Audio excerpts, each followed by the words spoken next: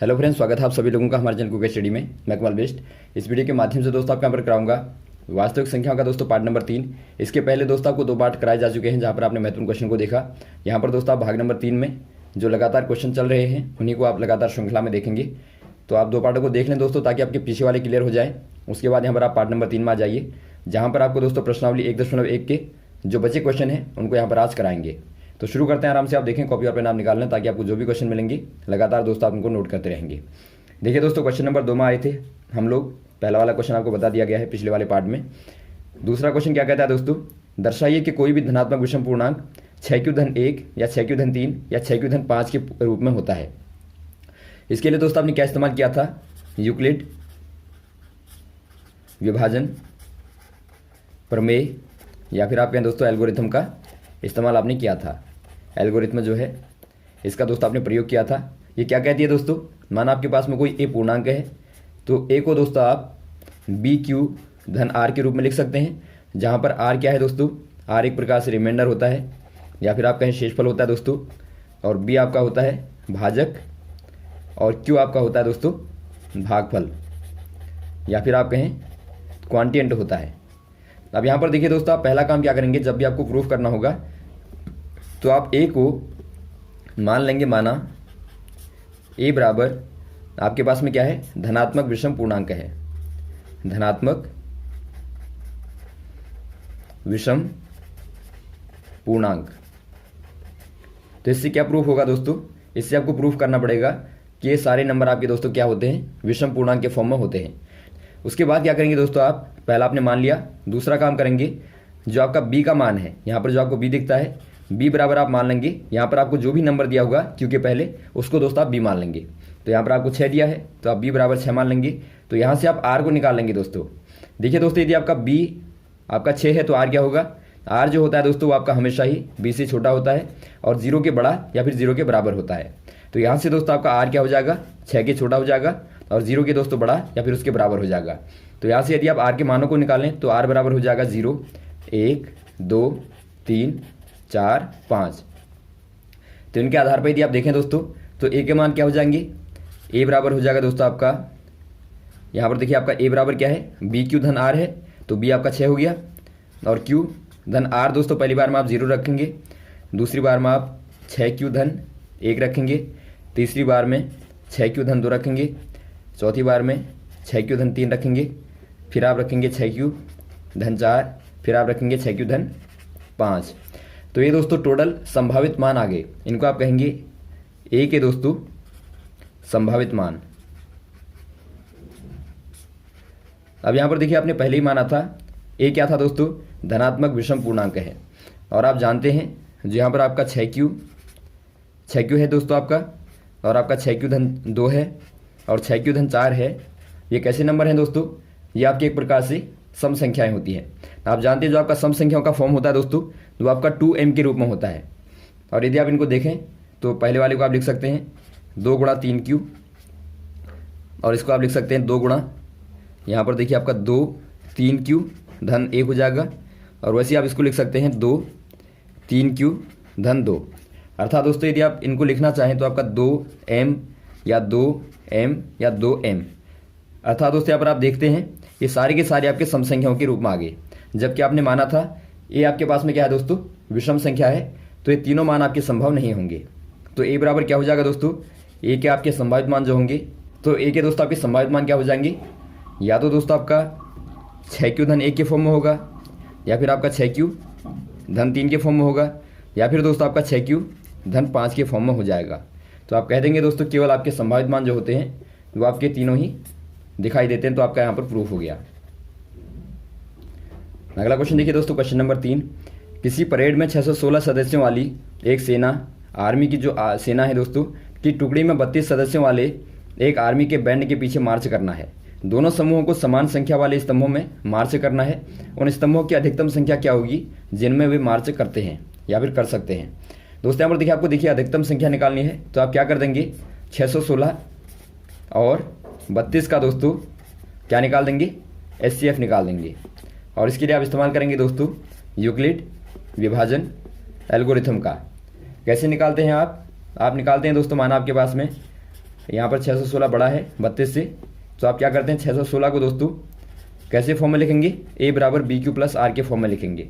तो आपका बराबर हो जाएगा बी आपका यहाँ पर 32 है और गुणा दोस्तों यहाँ पर क्या आएगा, यहाँ पर आपको निकालना पड़ेगा क्यू और प्लस आपको दोस्तों आर निकालना पड़ेगा। तो इसके लिए आप क्या करेंगे दोस्तों 616 में भाग दे देते हैं 32 का, तो इससे क्या आएगा दोस्तों भागफल क्या आएगा, भाग देंगे तो आपका जाता है दोस्तों 19 बार अर्थात 19 बार जाएगा, तो यहाँ पर आपका 19 आ गया और प्लस आपका दोस्तों बचता है यहाँ पर 8, तो ये आपका यहाँ पर शेष बचता है। तो पहली बार में दोस्तों आपका ये वाला फॉर्म आता है। यहाँ पर आप देखते हैं दोस्तों आर बराबर क्या आ गया, 8 आ गया, अर्थात आपके पास में जो शेष है वो आपको मिलता है 8, जो कि आपका 0 नहीं है। और आपको क्या देखना पड़ता है, आपको दोस्तों एचसीएफ निकालने के लिए आर बराबर 0 करना पड़ता है। तो आप दोबारा से क्या करेंगे, दोबारा से दोस्तों आप 32 में और 8 में यूक्लिड विभाजन प्रमेय को लगाएंगे। तो इनमें लगाएंगे तो क्या हो जाएगा 32 बराबर 8 गुणा, यहाँ पर क्या आएगा दोस्तों, यहाँ पर आपका आएगा 32/8 बराबर 4। यहाँ पर आप देखते हैं दोस्तों आपका पूरी बार भाग चला गया, 8 का भाग पूरी बार 32 में चला गया और यहाँ पर आपको शेष बराबर क्या मिला, 0 मिला। तो यहाँ पर आपका 4 हो जाएगा प्लस आपका 0। तो जहाँ पर आपका 0 आता है दोस्तों उसी का जो भाजक होता है, उसी का जो भाजक होता है दोस्तों वही क्या होता है, वही एचसीएफ होता है। ये दोस्तों आपका यूक्लिड एल्गोरिथम के आधार पर होता है। तो आप कह देंगे दोस्तों यहाँ पर जो एचसीएफ हो जाएगा वो आपका दोस्तों 8 हो जाएगा, अर्थात 616 और 32 का दोस्तों एचसीएफ आपका 8 हो जाएगा। तो यहाँ पर आप कह देंगे दोस्तों जो अधिकतम स्तंभों की संख्या होगी वो आपकी 8 हो जाएगी, जहाँ पर उनको मार्च करना है। अगला क्वेश्चन दिखता है दोस्तों आपको, यूक्लिड विभाजन प्रमेयिका का प्रयोग करके दर्शाइए कि किसी धनात्मक पूर्णांक का वर्ग किसी पूर्णांक m के रूप में या फिर m के लिए 3m या 3m-1 के रूप में होता है। दोस्तों यहाँ पर देखिए बिल्कुल आपको वही करना है, a बराबर बी क्यू प्लस आर होता है जो आपका यूक्लिड एल्गोरिथम है। तो यहाँ पर दोस्तों आप क्या मान लेंगे, b बराबर क्या मानेंगे, b बराबर दोस्तों आप 3 मान लेंगे और q को दोस्तों आप q रखेंगे और बाद में वर्ग करने के बाद में आप इनको दिखा देंगे कि आपका दोस्तों 3m या फिर आपका 3m-1 के फॉर्म में आता है। तो इसके लिए आप क्या करेंगे, देखिए सिंपल पहला काम आप करेंगे दोस्तों, माना a बराबर कोई दोस्तों क्या है धनात्मक पूर्णांक है। उसके बाद क्या करेंगे आप, उसके बाद दोस्तों यहाँ पर आप मान लेंगे b बराबर 3, तो r का मान जो होगा दोस्तों वो आपका 3 से छोटा होगा, लेस देन 3 होगा या 0 के बराबर या 0 के दोस्तों बड़ा होगा। तो यहाँ से r का मान क्या निकलता है दोस्तों 0, 1 और 2। अब आप क्या करेंगे, आप यहाँ पर a के संभावित मानों को निकालेंगे। a बराबर क्या हो जाएगा 3q-0, 3q-1, 3q-2। अब दोस्तों आपको चूंकि वर्ग बताना है तो a का वर्ग करने पर दोस्तों क्या मिलेगा आपको, पहले वाले का वर्ग करेंगे तो a² बराबर क्या हो जाएगा 3q का वर्ग हो जाएगा, तो आपका 9q² आ जाएगा। वैसे ही आप दूसरे वाले का करेंगे तो a² बराबर आपका हो जाएगा 3q-a का वर्ग। यहाँ पर दोस्तों आप a प्लस बी का होल स्क्वायर वाला फॉर्मूला लगाएंगे। वो फॉर्मूला क्या होता है दोस्तों, ये फॉर्मूला आपका कहता है यदि आप बात करें a प्लस बी का होल स्क्वायर तो क्या हो जाएगा आपका a² plus b² plus 2ab होता है। तो इसको आप यहाँ पर लगाएंगे तो आपको क्या मिलेगा दोस्तों, यहाँ पर आपको मिलेगा 9q² और धन 1 आ जाएगा और धन आपका दोस्तों 6q आ जाएगा। वैसे ही दोस्तों आप अगले वाले में देखेंगे a² बराबर आपका हो जाएगा, तो आपका हो जाएगा 3q धन 2 का स्क्वायर। तो यहाँ पर करने पर दोस्तों आपको मिलेगा 9q² धन 4 और धन दोस्तों 2ab करेंगे तो आपको मिलेगा 2 दूनी 4 और यहाँ 12q आ जाएगा। अब दोस्तों आपको इनको निकालना है। इनको दोस्तों आपको किस फॉर्म में लिखना है, आपको इनको फॉर्म में लिखना है दोस्तों 3m के फॉर्म में या फिर आपका 3m+1 के फॉर्म में। तो इसके लिए दोस्तों आप क्या करते हैं, देखिए यदि आप इसको देखा आराम से तो आप इसको लिख सकते हैं दोस्तों 3 और अंदर गुणा करके 3q² और यहाँ पर आप 3q² को m मान लेंगे तो आपका हो जाएगा दोस्तों 3m के फॉर्म में, 3m के फॉर्म में। और जहाँ पर m क्या है दोस्तों, m यहाँ पर आपका धनात्मक पूर्णांक है, m आपका यहाँ पर धनात्मक पूर्णांक है, तो आपने मान लिया 3m के फॉर्म में आपका आ गया। वैसे आप यहाँ पर देखें दोस्तों तो इसको आप लिख सकते हैं 3 गुणा 3q² और प्लस आपका 1 और प्लस आपका यहाँ पर 6q। यदि आप दोस्तों यहाँ पर कॉमन लें, दोनों में 3 को कॉमन लें, यहाँ पर देखिए तो 3 कॉमन आ गया तो आपका 3q² और धन यहाँ से दोस्तों आपने 3 को कॉमन लिया तो आपका अंदर क्या बचा, 2q बचा और धन दोस्तों आपका 1। तो यहाँ पर दोस्तों आप यदि इस वाले पार्ट को m मान लें तो आपको क्या मिलता है, 3m धन 1।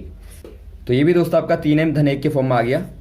और वैसे ही दोस्तों यदि आप नेक्स्ट वाले को देखें तो यहाँ पर आप देखिए, यहाँ पर आपका दिखता है 9a² धन 4 धन 12q।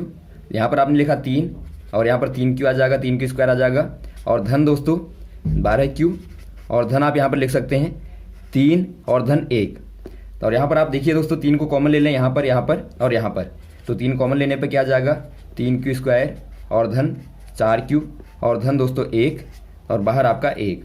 तो इतने को दोस्तों आप m मान लेंगे तो आपका क्या आ जाएगा, 3m और धन 1। तो आप देखते हैं दोस्तों ये आपका 3m धन 1 आ गया, ये भी दोस्तों आपका 3m धन 1 के फॉर्म में आया और यहाँ पर दोस्तों आपका 3m के फॉर्म में आया। तो यहाँ पर दोस्तों आपका प्रूफ होता है कि जो आपकी धनात्मक पूर्णांक संख्याएं होती हैं दोस्तों, उनका जो वर्ग होता है वो आपका 3m के फॉर्म में या फिर 3m धन 1 के फॉर्म में दोस्तों होता है। तो ये आपका प्रूफ होता है। अगला क्वेश्चन देखिए दोस्तों, वैसे आपको दिखता है यूक्लिड विभाजन प्रमेय से दर्शाइए किसी धनात्मक पूर्णांक का घन 9m या 9m धन 1 या 9m धन 8 के रूप में होता है। दोस्तों यहाँ पर देखिए, यहाँ भी आपको वैसे ही करना है बिल्कुल। यहाँ पर आप क्या करेंगे दोस्तों, a बराबर आपका bq धन r हो जाएगा। यहाँ पर दोस्तों आप क्या मान लेंगे, b बराबर आप मान लेंगे 9 और r बराबर दोस्तों आपको क्या मिलेगा, r के संभावित मान जो होंगे आपके 9 से छोटा और 0 के बड़ा या फिर बराबर। तो r बराबर दोस्तों आपको यहाँ पर बहुत सारे मान मिलेंगे, 0 1 2 3 से लेकर दोस्तों आपका 8 तक मिलेंगे। तो इनके लिए दोस्तों आप पहले a को निकालेंगे। a बराबर आपका देखिए क्या आ जाएगा, 9q आएगा धन 0 या फिर आपका 9q धन 1 या फिर आपका 9q धन 2 या फिर आपका 9q धन 3। तो इस प्रकार से दोस्तों आपका 9q धन 8 तक आएगा। इसके बाद दोस्तों आप क्या करेंगे, इसके बाद आप लगातार a का घन निकालते रहेंगे। a का क्यूब निकालेंगे पहले वाले के लिए तो आपको क्या मिलेगा, 9q का घन बराबर क्या हो जाएगा दोस्तों, ये आपका 9q गुणा 9q हो जाएगा। इसको दोस्तों आप लिख सकते हैं 9, यदि आप बाहर ले लें तो अंदर क्या बचा दोस्तों आपका q गुणा 9q। तो अंदर क्या बना आपका दोस्तों 81 q का क्यूब।